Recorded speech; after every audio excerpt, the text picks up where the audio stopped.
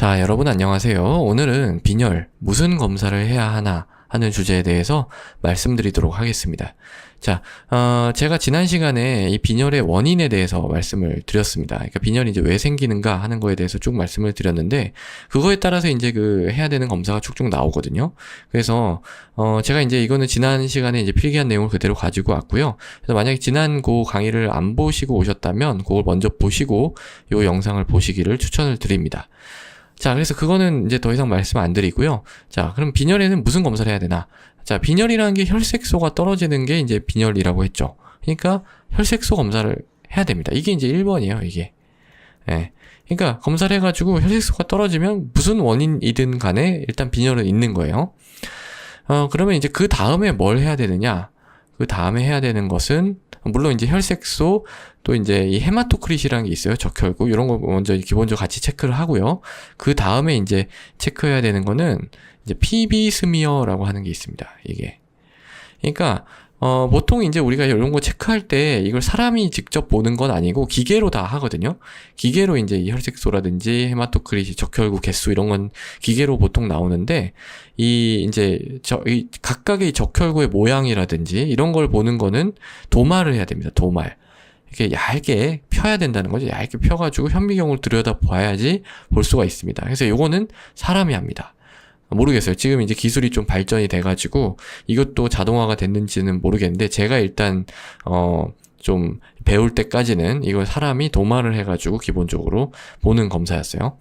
그래서 이 PB 스미어를 하면은 뭘 볼 수가 있냐면 적혈구의 어떤 크기라든지 모양을 볼 수가 있습니다. 예. 그래서 이런 거 가지고 뭐를 알 수 있냐면 이 크기가 이제 작다 크다 이런 게 나올 거 아니에요? 그럼 작으면은 보통 이제 철결핍성 빈혈, 이게 철이 부족해서 생긴 빈혈의 경우에는 크기가 좀 작고요. 이 비타민 B12가 부족해서 생긴 빈혈 같은 경우에 커요. 그러니까 이런 크기 가지고도 어떤 원인인지를 좀 감을 잡을 수가 있다는 거죠. 예. 그리고 이제 또 뭘 보냐면은 레티큘로사이트라고 하는 게 있어요. 레티큘로사이트 카운트라고 하는 게 있는데 이건 뭐냐면 요거는 레티큘로사이트라고 하는 거는 미성숙 적혈구입니다. 미성숙 적혈구. 그러니까 아직 좀 나오지 말아야 될 놈이 이게 나오는 거예요. 피 속에. 이런 것이 갑자기 확 증가하면 그건 이제 뭘 뜻하냐면은 출혈 같은 걸 뜻하는 거예요. 그러니까 갑자기 피가 났으면 어떻게 해야 되겠어요? 공장에서 피를 만들어야 되겠죠. 그러면은 공장에서 빨리 만들다 보니까 이게 좀 미성숙해도 이렇게 좀 나와 있는 거예요. 혈관 속에.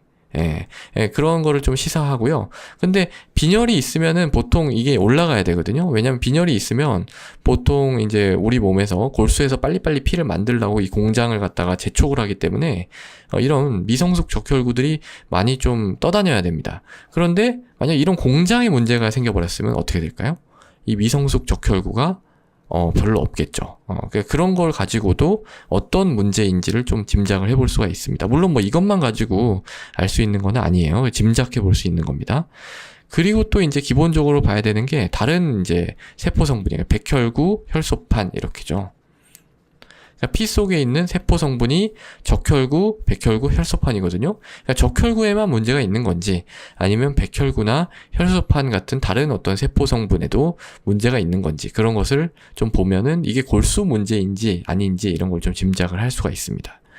예. 그래서 이런 게 이제 기본적으로 우리가 빈혈이 있을 때 해야 되는 그런 검사고요.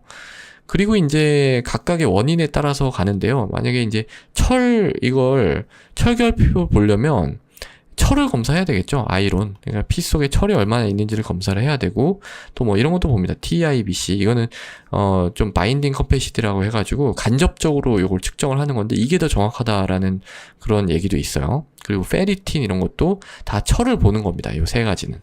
여기 한 세트예요. 세트. 해가지고 철을 보는 검사고요. 그리고 이제 비타민 B12도 측정을 해야죠. 그래서 이렇게 볼 수도 있고 또 이제 공장 가동의 문제는 아까 제가 뭘로 본다고 했죠? 요거는 이 레티큘로사이트 카운트, 미성숙 적혈구가 얼마나 있는지, 그리고 다른 백혈구나 혈소판에 문제가 없는지 이런 걸로 보고요. 이 필요하면은 골수 검사를 직접 하기도 합니다.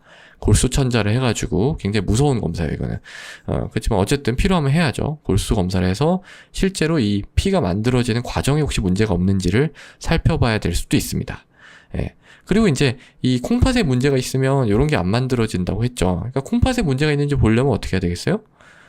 BUN, 크레아티닌 이런 이제 검사를 해서 콩팥에 혹시 문제가 있는 건 아닌지 이런 걸 검사를 해봐야 될 수도 있죠. 예.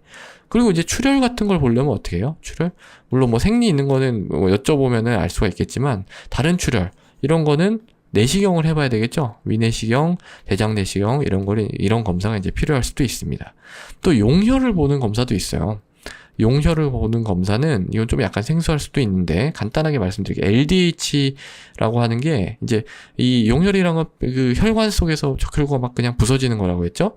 그게 부서지면 LDH나 이제 빌리루빈이 좀 올라갑니다. 빌리루빈. 요건 이제 제가 간 수치 설명드릴 때 이런 용혈에 대해서도 설명을 드린 것 같은데, 이 빌리루빈 중에서도 인다이렉트 빌리루빈이에요. 다이렉트는 이제 어디 담관이라든지 이런 게 막혔을 때 올라가는 거고, 이렇게 부서질 때는 인다이렉트 빌리루빈이 올라갑니다. 그러니까, 이 용혈이 생겨서 생긴 그런 빈혈 같은 경우에는 황달도 같이 이렇게 있는 경우가 있어요. 그러니까 꼭 황달이라고 해서 뭐 간이라든지 담도 문제가 아니고 이런 식으로 적혈구가 깨지면서 생기는 그런 황달도 있을 수가 있습니다. 이건 제가 황달 말씀드릴 때 말씀을 그때도 드린 것 같아요. 그리고 또 이제 용혈 보는 검사가 이제 헵토글로빈이라고 하는 게 있어요. 헵토글로빈. 얘는 오히려 떨어집니다. 용혈이 있으면. 그래서 이런 걸 가지고 우리가 용혈이 있는 건지 없는지 뭐 이런 것도 평가를 할 수가 있습니다. 자, 그래서 오늘은 이 빈혈이 있을 때 무슨 검사를 해야 되는지에 대해서 설명을 드렸고요. 좀 전체적으로 이렇게 좀 감별을 위해서 필요한 검사, 그리고 각각의 원인에 따라서 시행해야 되는 검사에 대해서 설명을 드렸습니다. 감사합니다.